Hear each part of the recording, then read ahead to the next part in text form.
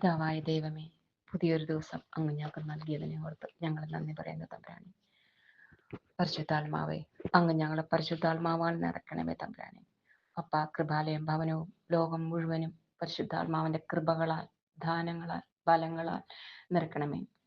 പരിശുദ്ധാത്മാവ് നിന്റെ ജീവിതത്തിൽ വരുമ്പോൾ പലരും നിന്നെ തള്ളിപ്പറഞ്ഞേക്കാം. നിന്റെ ഹൃദയത്തിൽ നിന്നും അവർ മുറിച്ചു മാറ്റിയേക്കാം. നിന്റെ ജീവിതത്തിൽ പല രീതിയിലും വേദനകൾ തന്നേക്കാം. മുറിച്ചു മാറ്റുന്നവർ മുറിച്ചു മാറ്റപ്പെടട്ടെ. നിന്നെ വേണ്ട എന്ന് പറയുന്നവർ, നിന്നെ വിഷമിപ്പിക്കുന്നവർ, നീ ഒരു രീതിയിലും നിനക്ക് സഹിക്കാൻ പറ്റാത്തത്ര ഹൃദയനോവ് ഉണ്ടായേക്കാം.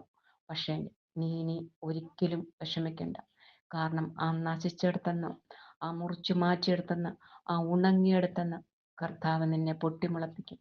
കർത്താവ് തളർത്ത ഇല പോലെ, ഓരോ ഇലകളും പൊട്ടി പൊട്ടി വരുന്ന പോലെ നിന്നെ കർത്താവ് ഉയർത്തും. ഇനി എനിക്ക് ജീവിക്കണ്ട, ഇനി ജീവിക്കാൻ സാധിക്കത്തില്ല എന്ന് കരുതിയിരിക്കുന്നിടത്ത് കർത്താവ് നിന്നെ ഉയർത്തും. ആരൊക്കെ നിന്നെ തളർത്തിയിട്ടുണ്ടോ അവരുടെയൊക്കെ മുമ്പിൽ കർത്താവ് നിന്നെ മാനിക്കാൻ പോകുന്നു. ഈശോ നിന്നെ ഒരത്ഭുതമാക്കാൻ പോകുന്നു. ഹല്ലേലൂയ. കർത്താവ് യേശുവെ സ്തോത്രം. ഹല്ലേലൂയ. പിതാവേ സ്തുതി, യേശുവെ സ്തുതി. അവന്റെ മക്കളായ അവന്റെ കുഞ്ഞുങ്ങളെ അവൻ ഒരിക്കലും മറച്ചു വെക്കുകയില്ല. അവൻ ഉയർത്തും. ആരൊക്കെ തള്ളിക്കളഞ്ഞാലും നിന്നെക്കുറിച്ച് അവനൊരു പദ്ധതിയുണ്ട്. അവന് നിങ്ങളെക്കുറിച്ചൊരു വിചാരമുണ്ട്. ഒരിക്കലും നശിപ്പിക്കാനല്ല, നിന്നെ നേടാനാണ് കർത്താവ് നിന്റെ കൂടെ ഉള്ളത്. എല്ലാവരും നിന്നെ നശിപ്പിക്കുന്നു, നിന്നെ വേണ്ടെന്ന് പറയുന്നെങ്കിലും വേണ്ടെന്ന് വെക്കട്ടെ. പക്ഷേ എബ്രഹാമിന്റെ ദൈവമായ കർത്താവ് നിന്നോട് കൂടെയുണ്ട്. അതെ, എബ്രഹാമിനെ ഉയർത്തിയ, എബ്രഹാമിനെ അനുഗ്രഹിച്ച ദൈവം നിന്നെ അനുഗ്രഹിക്കുന്നു.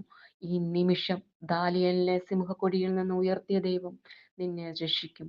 മരിച്ച ലാസറിനെ ഉയർത്തിയ ദൈവം നിന്നെ രക്ഷിക്കും. അതെ, ഈ നിമിഷം കർത്താവ് പറയുന്നു, പരിശുദ്ധാത്മാവ് പറയുന്നു, ആരൊക്കെ ഏതൊക്കെ വേദനകളിൽ അകപ്പെട്ടിരിക്കുന്നു, ഏത് ദുഃഖങ്ങളിലാണോ, അപ്പ ഈ നിമിഷം അബ്രഹാമിനെ അനുഗ്രഹിച്ച ദൈവം നമ്മളെ ഓരോരുത്തരെയും അനുഗ്രഹിച്ചിരിക്കും.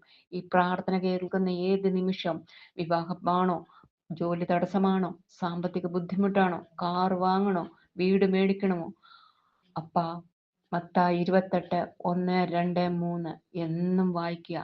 ഒരു ദിവസം പോലും വായിക്കാതിരിക്കരുത്. മത്തായി 28:1-2-3, ലൂക്കാ 24 വായിക്കുക.